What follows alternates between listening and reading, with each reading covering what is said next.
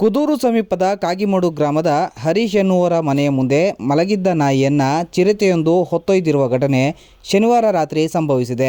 ಇನ್ನು ಕಾಗಿಮಡು ಗ್ರಾಮದಲ್ಲಿ ಇತ್ತೀಚೆಗೆ ಚಿರತೆಯು ಆಗಿಂದಾಗ್ಗೆ ಪ್ರತ್ಯಕ್ಷವಾಗುತ್ತಿದ್ದು, ಮಾಗಡಿ ಅರಣ್ಯ ಇಲಾಖೆಯವರು ಚಿರತೆಯನ್ನು ಹಿಡಿಯಲು ಬೋನ್ ಇಡುವ ವ್ಯವಸ್ಥೆಯನ್ನ ಮಾಡಬೇಕು ಎಂದು ಹರೀಶ್ ರವರು ಮನವಿ ಮಾಡುತ್ತಿದ್ದಾರೆ. ಇನ್ನು ಹರೀಶ್ ರವರ ಮನೆಯ ಮುಂದೆ ಚಿರತೆಯು ನಾಯಿಯನ್ನ ಹೊತ್ತೊಯ್ದಿರುವ ಘಟನೆ ಸಿಸಿ ಕ್ಯಾಮೆರಾದಲ್ಲಿ ಸೆರೆಯಾಗಿದೆ.